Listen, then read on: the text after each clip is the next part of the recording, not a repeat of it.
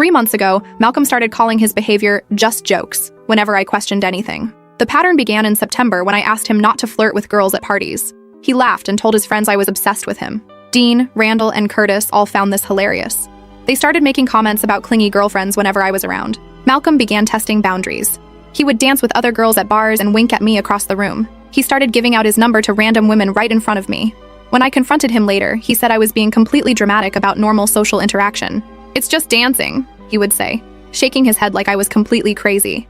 His friends backed him up every single time without fail. At Curtis's birthday party last weekend, Malcolm's ex Sabrina showed up wearing a tight red dress. She had been messaging Malcolm for weeks, but he claimed they were just being friendly. I watched her touch his arm while talking, running her fingers along his bicep. Malcolm kept glancing at me, smirking. His friends Dean and Randall positioned themselves nearby with their phones out, recording everything. The party was packed with people from our college and nearby schools. Malcolm had been drinking steadily since we arrived at 8. He kept buying Sabrina drinks and completely ignoring me for hours. Every time I tried to join their conversation, he would turn his back to me or change the subject entirely. Around 11, Malcolm grabbed Sabrina by the waist and pulled her close. He kissed her with full tongue, hands gripping her hips. The kiss lasted at least 30 seconds. Dean and Randall started chanting immediately. "She deserved it! She deserved it!" they yelled, pointing their cameras directly at me. Other people turned to watch the spectacle. Some laughed, others looked uncomfortable but said nothing. Malcolm pulled away from Sabrina and stared straight at me. "Just a joke, babe," he called out, grinning. Sabrina giggled and whispered something in his ear. He nodded and squeezed her waist again. I walked through the crowd toward the front door. People moved aside and stared. My phone started buzzing before I reached my car. Text after text appeared on my screen. Malcolm was sending them faster than I could read. 15 messages total by the time I got home. "You're ruining my night. Come back right now and apologize to Sabrina. Stop being so dramatic about everything. Everyone at this party thinks you're completely psycho now. This is exactly why guys don't want serious girlfriends. You totally embarrassed me in front of all my friends. Learn to take a harmless joke for once in your life." I drove home and turned off my phone completely. When I checked it Sunday morning, Malcolm had posted 6 Instagram stories between midnight and 3 a.m. Videos of him grinding on random girls at the party. Close-up shots of women dancing against him. Each caption read variations of, "This is what happens when you try to control me," and "Freedom feels so good right now." The final story showed Malcolm doing shots with 3 different girls. The caption read, "Single life hits different." He had tagged Dean, Randall, and Curtis in every single post. Malcolm showed up at my apartment building at 3 a.m. Sunday morning. He pounded on the front door for 5 straight minutes, yelling my name loud enough to wake up neighboring units. When I finally opened it, he reeked of alcohol, cigarettes, and multiple different perfumes. His button-down shirt was wrinkled and stained with something dark, his hair stuck up in random directions. "You're a psycho girlfriend," he said, swaying in my doorway. "Every guy cheats on their girl eventually. At least I did it to your face instead of sneaking around behind your back like some coward." I told him to leave immediately. He laughed and leaned against the doorframe. "You'll forgive me by Tuesday like you always do," he said. "Remember when I made out with your sister's friend at Christmas? You got over that real quick." Then he stumbled back to his car and drove away. Monday afternoon, Dean sent me a private message on Instagram. "You're way too uptight about everything. Malcolm was teaching you an important lesson about trust and boundaries. You should be grateful he cares enough to help you grow as a person." I read the message twice, then closed the app. 20 minutes later, Celeste sent me a message. She's Curtis's girlfriend and had seen the group chat on his phone. She forwarded me 23 screenshots from their conversations since Sunday night. Malcolm was bragging in detail about putting me in my place. "She'll come crawling back like always," he wrote. "They all do when you show them who's really the boss." Randall replied with crying, laughing emojis. Curtis wrote, "Savage move, bro." Dean added, "She definitely needed that reality check." Malcolm sent a shirtless photo of himself in bed with messy hair. "Single life is treating me incredibly well already," he captioned it. More laughing emojis followed from all his friends. Malcolm thinks he knows exactly who I am. He thinks I'm still the same naive girl who apologized after our first fight 2 years ago. The girl who blamed herself when he joked about my weight in front of his entire family last Christmas. Right now, he's probably out celebrating with his friends, thinking he's won some kind of victory. He has no idea what's coming for him. First update, so remember how Malcolm said I'd come crawling back by Tuesday? Well, guess what happened on Tuesday? Absolutely nothing. I didn't text him, didn't call him, didn't even check his social media. And apparently this broke his entire brain because by Wednesday morning I had 17 missed calls and 43 text messages. The messages started normal for Malcolm. "Hey babe, you're being really immature about this whole thing." Then they got progressively more desperate.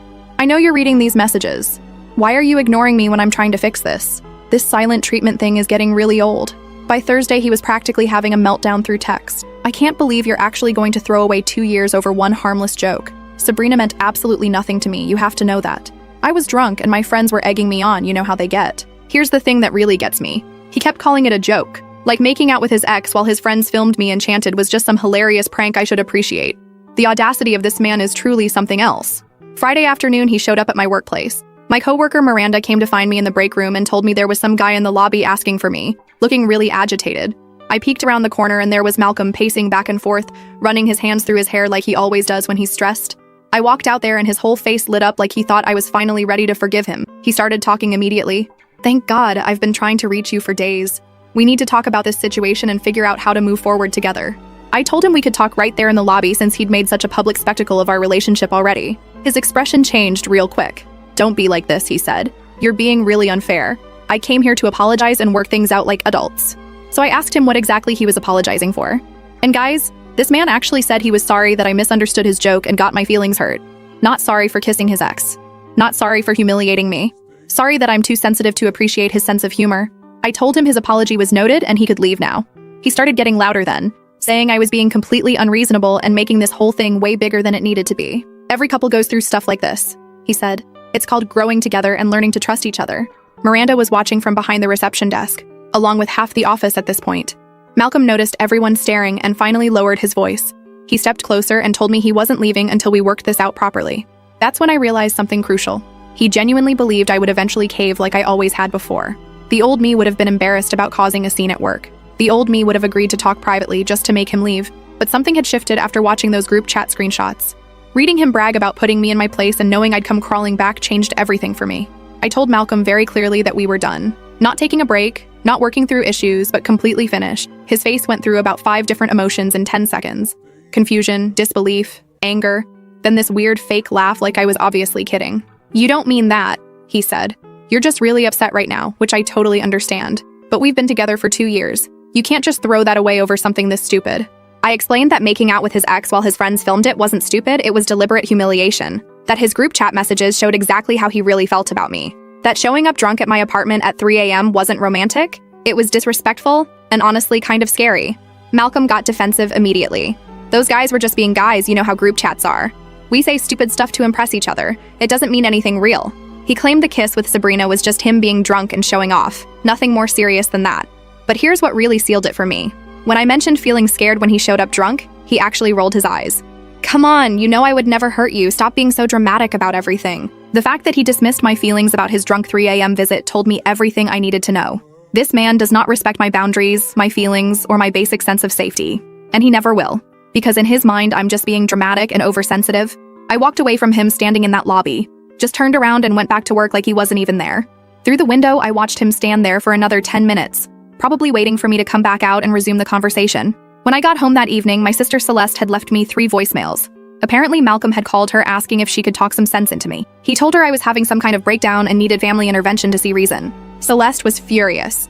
She said Malcolm explained the whole party situation like he was the victim of my jealousy and controlling behavior. According to him, I'd had a complete meltdown over innocent flirting and was now punishing him with silence. But here's the beautiful part. Celeste was actually AT Curtis's party. She saw the whole thing happen. She watched Malcolm kiss Sabrina while his friends chanted and filmed. She saw how humiliated I looked walking out. So when Malcolm tried to rewrite history and make himself the victim, she shut that down real fast. She told Malcolm that what she witnessed wasn't innocent flirting. It was public humiliation of his girlfriend for entertainment.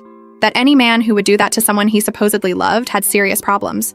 And that if he ever called her again trying to manipulate family members, she'd have some choice words for him. Malcolm apparently did not take this well. Celeste said he started arguing with her, insisting she didn't understand the full context, and that I'd been controlling and jealous for months. When she wouldn't agree with him, he accused her of enabling my dramatic behavior. That conversation happened yesterday. This morning I woke up to a text from Malcolm's mom. "Hi, sweetie. Malcolm told me you two are having some problems. I was hoping we could grab coffee this weekend and talk about working things out. You know how much Malcolm loves you." And that's when I realized Malcolm's master plan. He's calling in reinforcements. His mom, my sister, probably planning to get our mutual friends involved too. He thinks if enough people tell me to forgive him, I'll crack under the pressure and go back to being his doormat girlfriend. What Malcolm doesn't understand is that I'm not the same person who apologized after his last joke. I'm not the girl who blamed herself when he flirted with my sister. I've been planning something since Sunday and it's almost ready. He wants to play games and involve other people? Perfect. Duke can play that game. But he's not going to like my version nearly as much as his own. Tuesday is going to be very interesting. Second update. I am shaking with rage right now, but also kind of impressed with how this all played out. So remember Malcolm's mom wanting to grab coffee? Well, that was just the beginning of his master manipulation plan involving both our families. Saturday morning, I'm at Target buying groceries when my phone rings. It's my mom. She sounds worried and asks if I'm okay because she just got off the phone with Malcolm's mother. Apparently, Malcolm told his parents that I'm going through some kind of mental health crisis and refusing to communicate about our relationship problems. I explained the whole party situation to my mom. The kiss with Sabrina, the filming, the group chat messages, everything. My mom listens and then gets pissed. She tells me Malcolm's mom painted a completely different picture where I had a jealousy-fueled breakdown over innocent socializing, and now I'm punishing Malcolm with cruel silence. My mom immediately calls Malcolm's mom back. I can hear both sides of this conversation because my mom put it on speaker. Malcolm's mom starts with how concerned she is about my emotional state and how Malcolm is devastated that I won't even discuss working through our problems. My mom cuts her off and explains what actually happened at that party. The public humiliation, the deliberate kissing, the friends chanting and filming my reaction. Malcolm's mom goes quiet for a long moment, then says that's not the story Malcolm told them at all. According to Malcolm's version, I got irrationally jealous when his ex showed up at the party. I caused a huge scene over him being polite to her, then stormed out dramatically when he gave her a friendly hug goodbye. His friends were laughing at my overreaction, not participating in any humiliation. The Instagram posts were just him blowing off steam after I refused to answer his calls. My mom is incredulous. She asked Malcolm's mom if she really believes her son would lie about something this serious.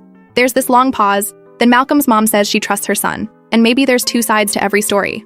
That's when my mom loses it. She tells Malcolm's mom that if her son thinks public humiliation is appropriate relationship behavior, then maybe she failed as a parent. That any mother who defends her adult son kissing other women in front of his girlfriend clearly raised him to disrespect women. Malcolm's mom hangs up on her. Sunday afternoon gets even worse. My dad calls and says Malcolm showed up at our house wanting to talk to him man-to-man about the situation. My dad was working in the garage and Malcolm just appeared there uninvited, acting all respectful and concerned. Malcolm told my dad that I've been struggling with jealousy and trust issues for months, that he's been trying to be patient and understanding, but I've gotten increasingly controlling about his friendships with women. The party incident was just me finally snapping over normal social interaction. My dad, who doesn't know the full story yet, listens politely as Malcolm explains how much he loves me and wants to work through my insecurities together, how he's willing to go to couples counseling and do whatever it takes to help me feel more secure in our relationship. Then Malcolm asks my dad to talk to me about giving their relationship another chance. Says he knows I respect my father's opinion and might listen to him when I won't listen to anyone else. My dad tells Malcolm he'll think about it and get back to him. After Malcolm leaves, my dad calls me confused about why Malcolm seems so genuine and concerned if he really did what I described. I drive over to my parents' house immediately, sit down with both of them and tell the entire story from beginning to end. The months of boundary testing, the deliberate flirting, the kiss with Sabrina while his friends filmed, the group chat messages bragging about putting me in my place. My dad's expression changes completely as I'm talking. By the time I finish, he's furious that Malcolm came to their house and lied directly to his face. My mom shows him the screenshots Celeste forwarded from the group chat.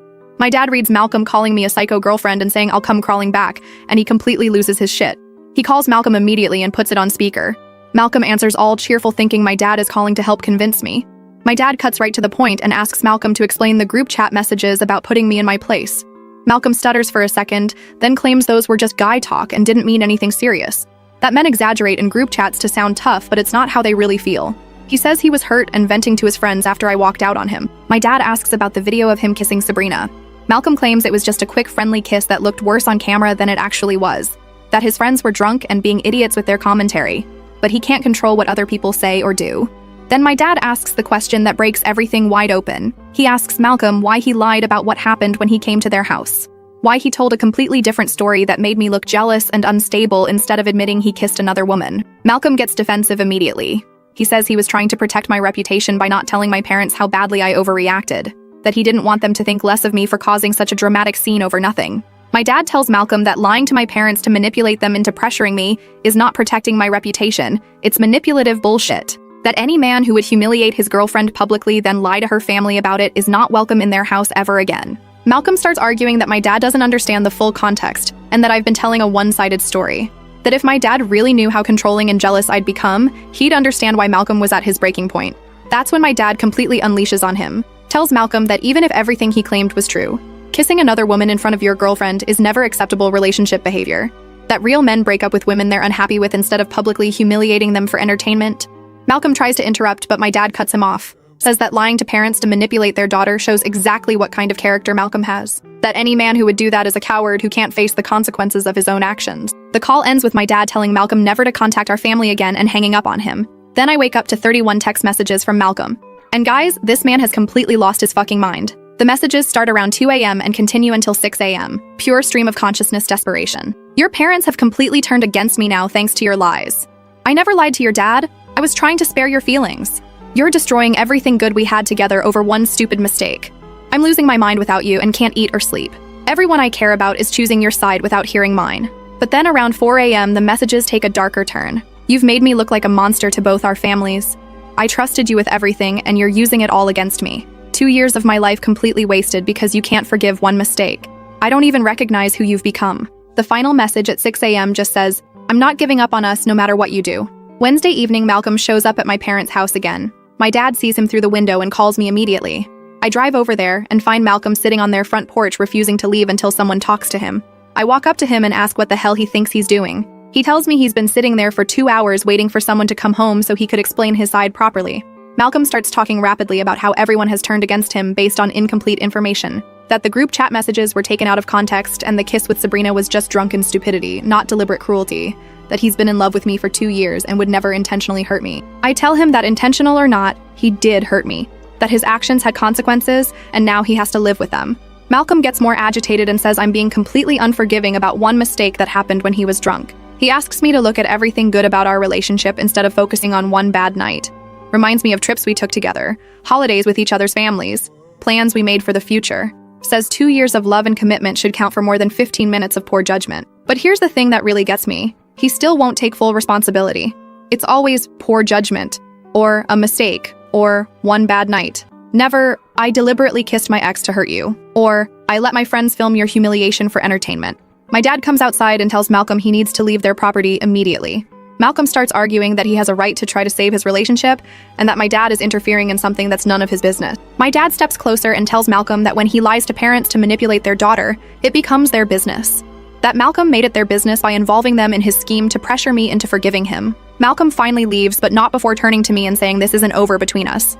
That he knows I still love him and eventually I'll realize I'm throwing away the best thing that ever happened to me. Malcolm genuinely believes he's the victim in this situation. In his mind, I'm destroying a good relationship over one minor incident that I'm blowing completely out of proportion. But you know what? I've been working on something since this all started. Something that's going to show Malcolm exactly who he's been dealing with this whole time. And after watching him manipulate both our families this week, I'm more motivated than ever to make sure he gets exactly what he deserves. The trap is almost ready. Malcolm thinks he knows me, but he has no idea what I'm really capable of when someone pushes me too far. Last update, guys. I cannot believe what just happened. Remember that trap I mentioned?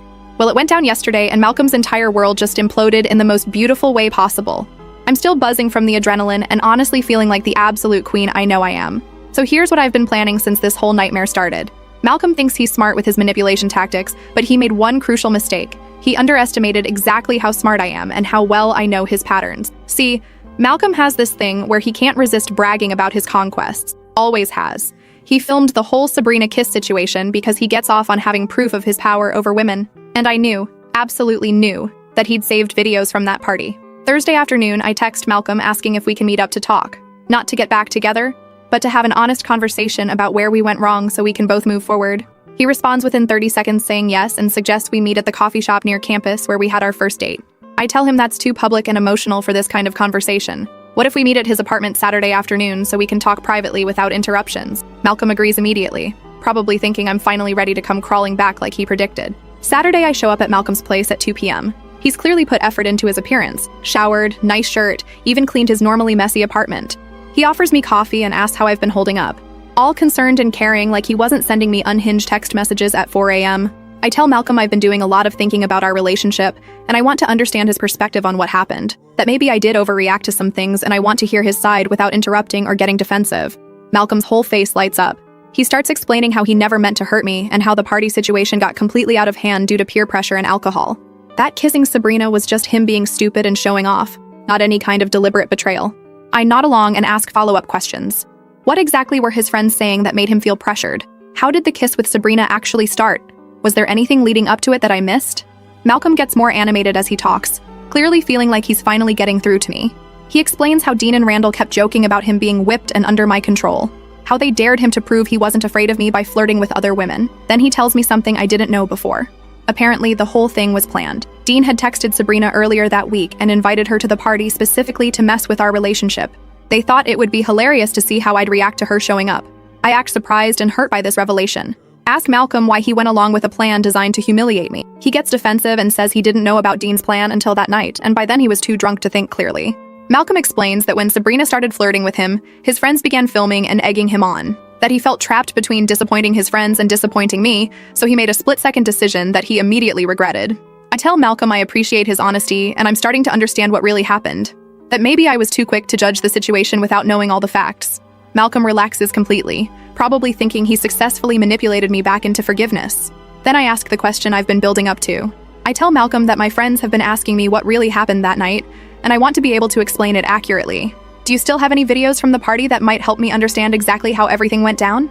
Malcolm hesitates for a second, then admits he has some videos on his phone. He says his friends sent him clips from that night, but he hasn't looked at them because they're too painful to watch. I ask if we could watch them together so I can see what he saw and understand his experience better. Malcolm wavers, clearly uncomfortable, but eventually agrees. He says maybe it would be good for both of us to face what happened honestly. He pulls out his phone and opens his photo gallery. There are at least 15 videos from that party. We start watching them together. And guys, they are so much worse than I even remembered. The first few videos show Malcolm dancing with other women while I'm standing nearby looking uncomfortable. You can hear Dean and Randall making comments about testing my limits and seeing how much I'll tolerate. Then we get to the videos of Malcolm with Sabrina. There's one where he's clearly groping her ass while she grinds against him. Another where he's whispering in her ear while staring directly at me across the room. You can hear his friends laughing and saying things like, "She looks pissed," and "This is so good." The kiss video is the worst part. It shows Malcolm grabbing Sabrina aggressively and kissing her with obvious passion. The video captures Dean and Randall chanting, "She deserved it," while pointing their cameras at me. You can see me in the background looking absolutely destroyed. But here's the part that makes my blood boil. There's a video after I left. Malcolm and Sabrina are making out again, more intensely this time. He's got her pressed against the wall with his hands up her dress. Randall is filming and you can hear him saying, "Post this shit. She needs to see what she's missing." As we're watching these videos, Malcolm keeps trying to minimize what I'm seeing. It looks worse on camera than it felt in person. I was so drunk I barely remember this happening. The guys were just being stupid with their commentary. After we finish watching, I look at Malcolm and tell him those videos show deliberate, calculated cruelty designed to humiliate me for entertainment. That there's no amount of alcohol or peer pressure that excuses that level of disrespect. Malcolm immediately starts backtracking. He claims the videos don't show the full context and that I'm misinterpreting what I'm seeing. That he was drunk and confused and not thinking clearly about how his actions might affect me. I tell Malcolm I appreciate him showing me the videos because now I have a complete picture of what really happened. He looks confused and asks what I mean by that. That's when I pull out my own phone and show him that I've been recording our entire conversation. Every word of his planned humiliation confession. Every admission about going along with Dean's scheme. Every moment of him minimizing and excusing his behavior while the video evidence plays. Malcolm's face goes completely white. He starts sputtering about how I tricked him and recorded him without consent. I remind him that we're in a one-party consent state, and I have every legal right to record conversations I'm part of. I tell Malcolm that his confession, combined with his own videos, paint a very clear picture of who he really is. That I now have proof he participated in a deliberate plan to humiliate me, then lied to both our families about what happened. Malcolm starts panicking and asking what I plan to do with the recording. I tell him he's about to find out, then I start a group text with both our parents and hit send on a message I had pre-written. The message explains that I've discovered the party incident was a planned humiliation orchestrated by Malcolm and his friends. That I have video evidence and a recorded confession proving he lied to both families about what really happened. And that I'm attaching the relevant clips so everyone can see the truth for themselves. I attach the kiss video showing Malcolm passionately making out with Sabrina while his friends chant about me deserving it. The video of him groping her after I left. And key excerpts from our recorded conversation where he admits to going along with Dean's plan. Malcolm starts freaking out. He's grabbing for my phone trying to stop me from sending more messages, begging me to delete everything and talk about this privately, saying his parents will never forgive him if they see those videos. I tell Malcolm he should have thought about that before he participated in humiliating me for his friends' entertainment, that actions have consequences, and now he gets to face them. My phone starts buzzing immediately with responses from both families. My mom texts, "I'm so sorry you went through this, sweetheart. We're coming over right now." My dad just sends, "That piece of shit is dead to us." But Malcolm's parents' responses are what really make this perfect. His mom texts, "Malcolm, come home immediately, we need to talk." His dad sends, "I'm disgusted by what I just watched. You're not the son we raised." Malcolm is having a complete meltdown at this point. He's begging me to call our parents and tell them the videos are fake or taken out of context, offering to do anything I want if I'll just help him fix the situation. I tell Malcolm there's nothing to fix because this is exactly what he deserves, that he made his choice when he decided to publicly humiliate me for entertainment, and now he gets to live with the consequences. Malcolm starts getting angry then, saying I'm destroying his life over one mistake and that I'll regret this when I realize what I've thrown away. That he's going to tell everyone I'm a manipulative psycho who records private conversations to use against people. I laugh and tell Malcolm that everyone already knows exactly who we both are now, that he can try to spin this however he wants, but the videos speak for themselves. As I'm leaving his apartment, Malcolm follows me to the door, still begging and making threats. I turn around and tell him this is the last time we'll ever speak, that if he contacts me, my family, or anyone in my life again, I'll be filing harassment charges. The drive home was incredible, guys. I felt so fucking powerful and in control, like I'd finally gotten justice for all the times Malcolm humiliated me, and I just took it. When I got home, my parents were waiting for me. They both hugged me and apologized for not fully understanding how bad the situation was. My dad said he's proud of me for standing up for myself and exposing Malcolm's lies. My mom said she called Malcolm's mom after seeing the videos. Apparently, Malcolm's parents are mortified by his behavior and planning to have a serious conversation with him about respecting women. But the best part came later that evening. Celeste texted me screenshots from the group chat with Curtis, Dean, and Randall. Apparently, word got out about the videos, and now everyone who was at that party knows exactly what kind of person Malcolm really is. Malcolm has been silent on social media since yesterday. No posts, no stories, no responses to comments. And you know what the most beautiful part is? I didn't have to do anything illegal or unethical to get my revenge. I just used Malcolm's own behavior and words against him. He destroyed himself by being exactly who he's always been, a manipulative asshole who thinks he's smarter than everyone else. To all the commenters who said I should forgive him and work things out, fuck that.